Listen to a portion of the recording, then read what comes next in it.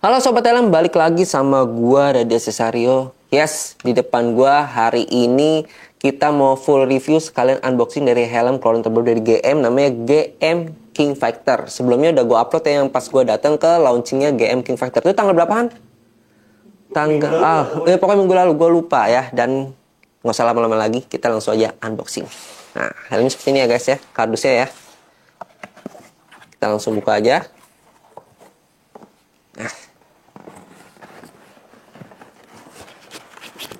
Ntar dulu guys, agak susah ngeluarin ya. Nah, dalamnya seperti ini aja ya. Ada tag ya. Buku panduan tidak ada sepertinya. Dan ini langsung aja.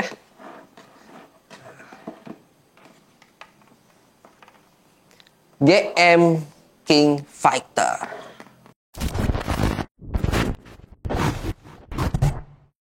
Nah ini dia guys, GM King Fighter. Ini yang varian Ultra, jadi ada dua, GM King Fighter Ultra sama yang basic. Nah ini yang kita review, ini yang versi Ultranya. Bedanya apa sama yang basic? Ya jelas dari fiturnya. Fiturnya itu berbeda lumayan ya dari visornya yang belum ada teknologi C1 optik. Nanti gue jelasin di tengah video. Dan dia intercom slot ready-nya itu juga nggak ada ya, sisanya ya sama gitu. Paling bedanya lagi cuman ada di bagian chickpadnya juga dia nggak ada ya. Jadi bukannya nggak ada, maksudnya nggak bisa dicopot mungkin ya. Di bagian crown padnya itu bisa dicopot. Soalnya gue nggak ada untuk sampel yang King Fighter King Fighter yang basicnya, gue nggak ada sampelnya. Yang ada gue ultranya gitu ya. Jadi lumayan, harganya juga pastinya beda. Untuk harganya nanti gue ngomongin di terakhir aja. Oke, kita langsung bahas aja ya. King Fighter Ultra ini kan sebelumnya ada GM Fighter ya. Itu sekarang ini update-annya dan berbeda jauh ya. Untuk yang sebelumnya kan IPS-nya juga shell-nya juga lebih kecil. Kalau ini lebih gemuk ya, lebih besar. Dan yang pastinya lebih fresh. Ya, freshnya kenapa? Karena desainnya itu gue bisa bilang beda sama helm yang lain. Yang sekarang itu lomba-lombaan sama spoiler dari pabrikan gitu. Udah dapet spoiler ya dari pabrikannya langsung gitu. Ya ini benar-benar kalau kalian lihat desainnya, aduh. Tuh bagian belakang spoiler tambahnya ini nggak ada. Jadi benar-benar langsung bersatu shell-nya untuk bagian exhaust output untuk anginnya gitu. Tuh kalian bisa lihat sendiri. Dan ini menurut gue ya fresh gitu desainnya ya, beda dari yang lain. Dan pastinya nggak usah khawatir sama orang yang kalian tumpangi gitu ya. Kalau biasanya spoiler sampai panjang-panjang kan suka mentok-mentok sama orang belakang kalian, itu kasihan ya, kadang juga bikin lecet bagian visornya. Kalau ini aman aja ya. Tuh. Dan yang gue suka juga di bagian atasnya airflow-nya. Nah ini dia teknologi terbaru dari GM ya, namanya iSafe. Nah ini ada 3 ventilasi, ada 3 lubang angin yang bisa dibuka semua. Dan mereka itu punya teknologi iSafe yang tadi gue sebutin tadi. Apa itu iSafe? iSafe itu kan ada 3 lubang angin nih. Nah iSafe-nya itu jadi mempercepat udaranya itu menyebar ke area kepala kalian. Yang pastinya itu kalau menurut gue sih jadi bikin tambah sehat kepala kalian juga sih ya. Jadi nggak terlalu lembab di siang hari ya, nggak terlalu lembab juga, sirkulasi udaranya bagus di area kepala kalian. Kan pembuangan anginnya di sini gitu.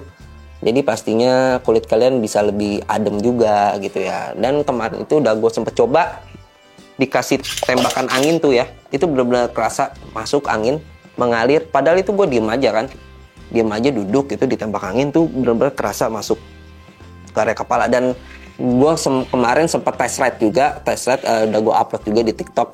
Itu di kecepatan 40-30 tuh udah kerasa, 20 udah kerasa, asal ya anginnya juga ada gitu ya.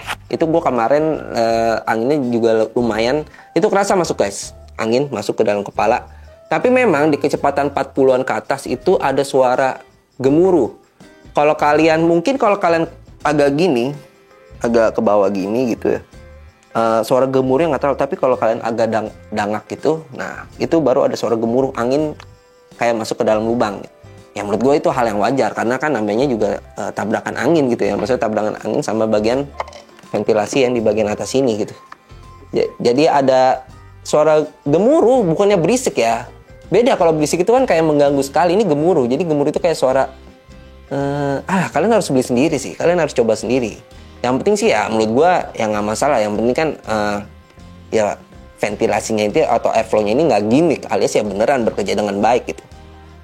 Kerasa kok sampai di bagian belakang itu ke cover gitu angin masuk. Nah itu yang gue suka. Nah itu yang dinamakan teknologi iSAF-nya gitu. Jadi mungkin kalau yang di NHK itu juga ada triple turbo air intake apa ya kalau nggak salah. To defend air intake. Ya to defend ya air intake. Nah kalau di game ini iSAF gitu. Jadi menurut gue nggak gimmick dan benar-benar masuk ke anginnya ya. Dan nanti kita bongkar biar kalian juga percaya gitu IPS-nya lubangnya ada berapa. Oke. Sekarang kita ngomongin di bagian visornya. Ini visornya juga nggak flat-flat amat ya. Jadi ini kayaknya semi flat ya. Iya kan ya Han ya? Lu kalau lihat Iya sih. nggak terlalu flat ya. Iya. Tapi yang penting teknologinya. Teknologinya ini dia namanya C1 Optic. Nah, apa tuh C1 Optic? Jadi C1 Optic itu tuh kayak lebih jernih gitu ya, jernih. Jadi kalau kalian pakai helm ini, kalian tuh kayak nggak kerasa pakai visor. Asal visornya ya bersih, jangan ada jeplakan tangan. Itu pas gue pakai kemarin ya, test riding juga, itu bener-bener kayak clear gitu loh, kayak HD gitu loh, kayak jernih, tajam gitu. Itu di siang hari ya, di sore hari. Dan ini basicnya juga ini light smoke, yang pastinya siang hari itu kalian nggak perlu khawatir lagi segala silau-silau gitu, tenang aja gitu. Dan yang gue suka ya itu tadi jernih HD gitu. Kalau malam hari itu tetap kelihatan dengan jelas. Nah ini namanya C1 Optic. Kalau di NHK RHD lens ya. RHD lens. Iya. Nah kalau di GM C1 Optic. Kayaknya mungkin sama ya, tapi dibedakan nama apa gimana. Tapi so far menurut gue ya ini keren. Gitu ya C1 Optic. Bener-bener ya nggak gimmick juga. Jadi GM King Factor ini menurut gue oke banget ya. Apalagi dari desainnya yang gue juga suka. Fresh gitu. Nah bahan helmnya ini namanya Ultra Thermopolymer Shell. Jadi ya menurut gue sama aja kayak bahan-bahan helm yang sekarang ya, yang sudah SNI pastinya ya. Bahan ABS ya gitu, polimer organik. Oke, sekarang kita bahas ke bagian size-nya. Untuk size-nya sendiri ada dari S sampai XL. Jadi buat kalian yang biasa pakai ukuran XXL, ya mohon maaf sekali nggak dibuat sama pihak GM-nya gitu. Jadi ya gue sih kemarin nyoba ini dapetnya size L gitu ya. Size M-nya itu sebenarnya pas banget gue size M-nya, tapi terlalu lepas gitu. Ya jadi gue pilih ke size L aja. Dan ini beratnya, ini pas gue pegang ya kemarin pas launching itu, wah enteng sekali. Gue nebaknya di 1100, ternyata ya nggak seenteng itu juga sih. Ternyata tuh beratnya di 1200, kurang lebih di 1250 gram. Ya alias 1,25 kilo gitu. Jadi ya tetap termasuk enteng ya. Enteng. Nanti gue coba fitment ya, atau fitting untuk helm GM King Factor ini. Nah, kita langsung bahas ke bagian warnanya aja. Warnanya juga kemarin pas gue liat yang keren itu kemarin warna silvernya ya kan ya? Silver, terus ada warna putihnya juga keren. Gunmetal. Tadinya gue milihnya warna ini, gue kira masih primadona itu, warna-warna kayak stone grey kayak gini. Ternyata pas gue kesana, wah warna silvernya ternyata lebih cakep gitu. Dan untuk ready atau enggaknya, kalau kalian setelah gue buat video ini sih belum ready ya. Tapi sebentar lagi ready gitu. Nanti tunggu aja update-annya di Instagramnya. Ya di mana-mana ya, di Instagramnya kita, di TikToknya kita. Nanti pastinya kita langsung announce ya kalau GM King Factor ini ready ya. Karena helm ini menurut gue worth it banget sih. Kenapa gue bilang banget ya? Tadi gue bilang nggak gimmick gitu loh di bagian fitur-fiturnya. Dan helm ini pasarnya kalau menurut gue nih lebih ke Gen Z ya, anak-anak Gen Z, karena harganya menurut gue ini affordable, masih di under GoPay sih seharusnya ya, nanti kita tunggu aja. Jadi masih affordable ya, apalagi fitur-fiturnya tadi itu ya beneran ada gitu ya, buat pekerja, buat anak kuliahan ya, pokoknya ini buat harian karena sistem penguncian ini kan menggunakan microlock, jadi buat harian ini enak banget. Dan kemarin pas test ride gue juga udah coba juga untuk masalah fitment, nanti gue coba make sure lagi, itu benar-benar nyaman guys ya. Untuk fitmentnya itu gue ngerasa tercover sampai bagian dagu, ini dagu kan ya? Iya dagu sampai ini apa namanya? Rahang. Nah iya, benar-benar ketutup. Benar-benar ketutup. Jadi gue ngerasa kayak satu kepala gue tuh safe gitu loh. Nggak nanggung ya. Biasanya kan ada yang sampai sini gitu bawahnya kayak nggak ketutup gitu. Ini menurut gue ketutup semua. Dan yang penting busanya itu nyaman pas gue pakai. Kemarin kan gue sengaja nggak pakai balaclava ya, biar gue bisa langsung touch dong ya sama pipi gue. Ini busanya gatel apa enggak, ternyata bahan busanya itu enak. Oke, kita langsung bahas ke bagian interior.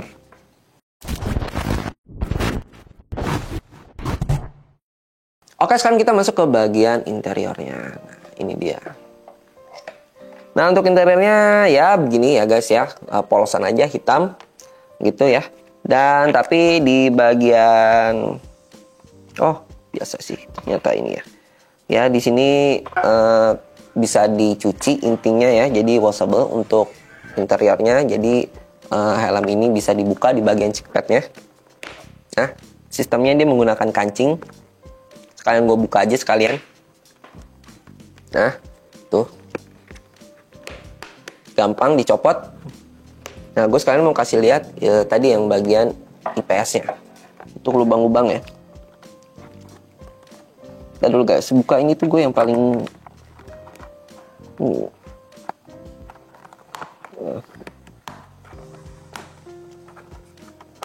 Nah. Oke, ada tambahan busa lagi ya di bagian IPS ya. Nah, ini untuk busanya seperti ini aja ya guys, tuh. Nah, di bagian yang ultra sama basic beda, Bang. Ya, di bagian IPS-nya tuh ini ya. Di chickpadnya juga beda kok. Nah, di bagian bagian crown padnya ya. Nih. Nah, ini ada tambahan busa guys. Jadi pantesan gue pakai ya empuk di bagian atas, ternyata ada tambahan busa. Dan kalian lihat sendiri, ini lubangnya ada banyak guys, tuh. Nah, nanti mungkin di zoom ya. Tuh, lubangnya ada banyak. Ada berapa ini? Ada ini bolong nggak nih? Ntar dulu, gue harus lihat dari depan. Nah, ini bolong. Bolong loh, kelihatan loh lampunya. Nih di bagian lubangnya nih. Ini beneran nih. Ini kalau dikasih lampu mungkin nembus. Coba kasih lampu senter flash dari sini aja. Ini masukin deh. Tuh, kelihatan nggak? Kurang. Oke. Nah, tuh ya. Tuh ya. Tuh. Lampunya masuk. Jadi bener-bener langsung ketodong sama angin tuh ke bagian jidat kalian ya. Tuh, terus di bagian lubang sini juga ada banyak. Udah, makasih Pak Rehan. Nah, di bagian sini untuk pembuangan anginnya nih. Nah, ini lubang-lubangnya ada banyak. Jadi total ada berapa lubang nih? Kalau lihat ada 1, 2, 3, 4, 5, 6. Banyak tadi. 1. Udah banyak guys. 1, 2, 3, 4, 5, 6, 7, 8, 9, 10, 11, 12. Kalau ngomongin lubang ada 12 guys ya. Ini 3 aja ada 3 nih. Atasnya ada 3 kan, karena di bagian sini 3 tuh, jadi ada 3 mengganggu ini. Ada 3. Nah, ini buat penyebaran, ini yang teknologi ISAF-nya nih, buat penyebaran semakin ke kepala kalian semakin cepat gitu ya nyebar anginnya. Dan di bagian pembuangan anginnya di belakang sini tuh ini. Nah, jadi seperti itu guys. Nah, kita langsung aja fitment. Oke. Kita coba pakai kacamata karena sudah glasses fit ya. Dan ini berlaku di King series ya, di King Factor di King Fighter series. Jadi mau yang basic, mau yang ultra sudah ada support buat pengguna kacamatanya. Gitu. Tuh, jadi masuknya gampang ya, kalian bisa lihat sendiri. Ini padahal gagangnya tebel. Gue beli di Kacamata Murah. Jadi sponsor yang lain. Jadi endorse. Nah kita taruh sini. Tuh masuknya gampang. Tapi kok nggak nyelip di kuping gue? Taruh. Nah, nih gue sekali lagi. Nah, semudah itu ya masuk. Nah, ini yang gue suka dari Microlock. Tinggal langsung pasangnya, nggak perlu repot, guys. Nah, ini dia yang gue suka. Fitmentnya benar-benar nyaman, ya, comfortable kalau bahasa Inggrisnya ya. Nggak salah dong. Iya, nggak salah. Benar-benar nyaman, enak, empuk ya di bagian busanya, dan mereka ini cuma ada satu shell aja, jadi mau dari S sampai XL ya shellnya ini aja gitu ya. Dan helm ini enteng. Nah yang gue bilang tadi, gue ngerasa sampai bagian dagu ketutup ya. Jadinya gue ngerasa safe aja gitu kepala gue. Dan sekarang coba kita tutup. Nah, ini ini gue ngadep di sebelah kanan nih. Kan gue kurus nih, gimana kalian ngeliatnya? Cocok sih seharusnya ya. Karena shellnya menurut gue nggak terlalu besar-besar amat lah. Nah, yang gue jelasin tadi untuk bagian C1 optiknya nih, tuh jernih. Tapi memang tadi ini banyak yang megang, jadi banyak jiplakan tangan ya. Aturan ada nggak sih yang visor anti sidik jari, ada nggak? Kayak tempered glass gitu. Tahu deh gua. Kayaknya nggak ada ya, pasti ada sidik jarinya semua ya. Ya ini bisa jadi inovasi baru nih untuk para nanti helm-helm terbaru gitu ya, dibuat anti sidik jari. Ini emang mengganggu sekali guys. Tuh ya. Tapi tetap jernih. Ya, tapi emang light smoke. Jadi menurut gua nih udah oke banget. Nah, yang gua suka juga nih dia sudah ultra wide. Maksudnya ultra wide itu kayak kanan kiri, kalian untuk lihat kanan kiri itu nggak perlu nengok, jadi cukup ngelirik aja gini, nah sudah kelihatan ya. Jadi emang namanya itu, kalau benar kok kalau nggak salah namanya ultra view ultra wide angel view. Nah itu tadi gue ultra wide kayak TV ya. Nah jadi dia untuk kelebaran kalian nggak perlu sampai harus nengok gitu, jadi tinggal ngelirik saja sudah cukup.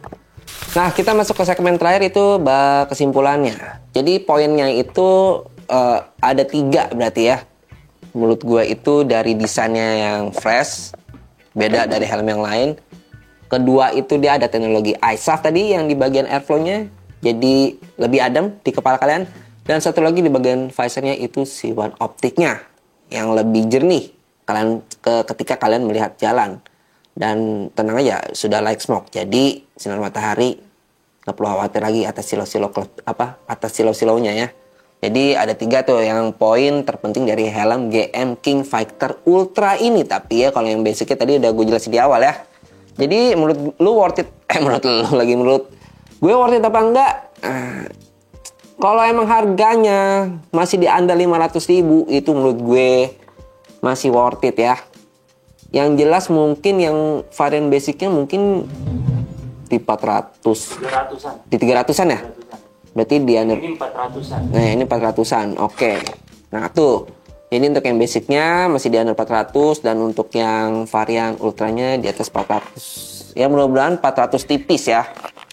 415 atau 400. Ya, biar lebih terjangkau dan itu jadi lebih worth it. Ya.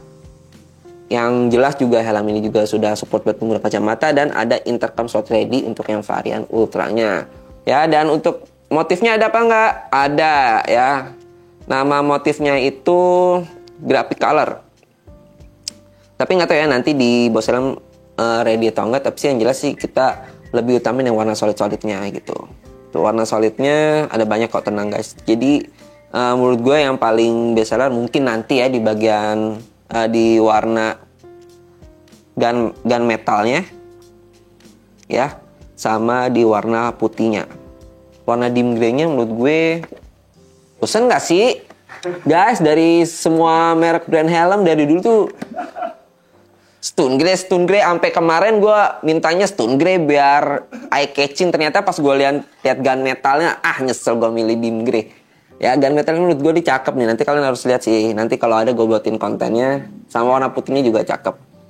Oke, nggak ada lagi yang bisa gue bahas dari helm ini. Menurut gue helm ini oke banget. Kalau gue kasih penilaian ya, kalau kita lihat dari harga ya, kalau misalkan harganya 400.000 tipis, itu harganya bisa di 9, harganya nilainya bisa di 9 dari 10. Ya, karena value-nya dari helm ini bener-bener oke ya, yang tadi udah gue sebutin tadi. Oke, kalian bisa nunggu helm ini ready atau enggak, pastinya kalian jangan lupa follow Instagram kita Bos Helm, TikTok kita juga Bos Helm, semuanya di deskripsi. Kalau mau datang langsung coba helm ini bisa ya. Langsung aja datang, kita ada di Keranji di Ruko Bintara ya. Gue alamat lengkapnya gue tulis juga di bawah. Oke. Nah, gimana nih menurut kalian? Kalian suka nggak sama helm yang berdesain spoilerless? Yoi. Apa? Iya kan? Gue nyebutin sendiri aja itu. Ya maksudnya ini spoilernya nggak ada guys. Jadi kalian suka atau nggak? Apa kalian tetap lebih suka yang ada spoilernya? Nah itu kalian tulis di kolom komentar. Dan gue Rade Cesario, salam Sobat Helm. Thank you guys.